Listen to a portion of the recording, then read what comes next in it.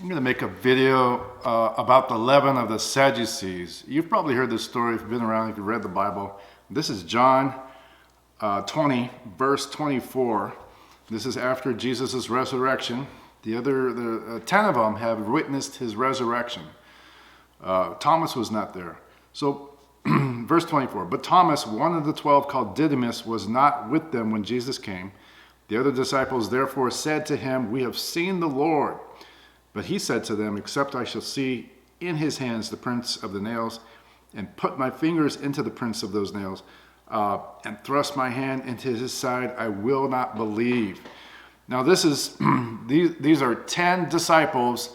They've been given a testimony by reason that they've seen him raised from the dead. Now they come to Thomas, and he's saying, "Yeah, I don't believe you."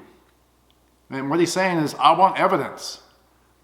And that proves to be displeasing to the Lord. Let me read on. After 8 days again, his disciples were within, and Thomas with them. And then came Jesus, the doors being shut, and stood in the midst and said, "Peace be with you. Peace be unto you."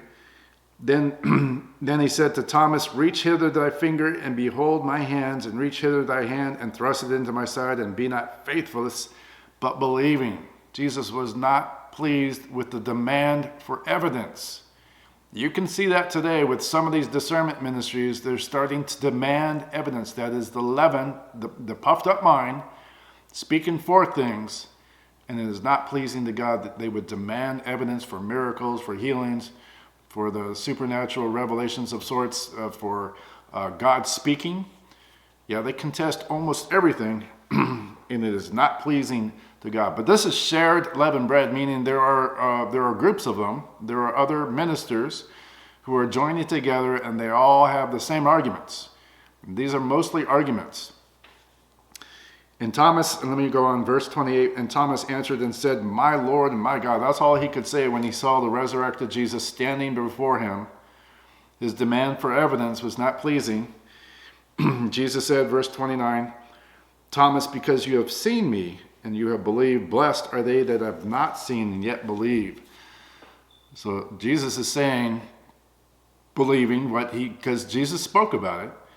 And the others, listen to me when I say this.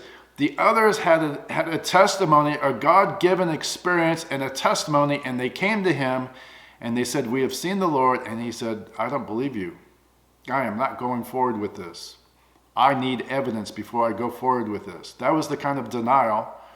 That was the kind of thing that was going on within his heart. And he didn't say, "I cannot." He said, "I will not," by reason of fear.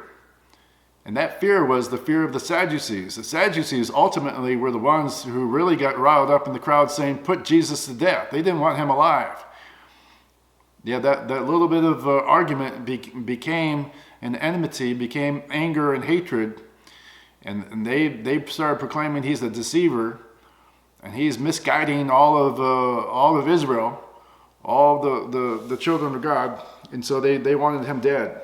You do not want to continue in a demand for evidence and become an enemy of what God is doing within the church.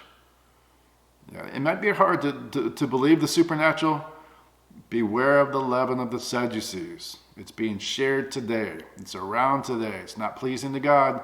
It's pleasing to some men. Yeah. Okay, that's all I have to say for this video. Thank you for watching. God bless you. Embrace the fear of the Lord on this. It's around today. Amen. God bless you. Thank you for watching. I'll see you in the next video. Like, subscribe, comment. I will respond. Thank you for watching.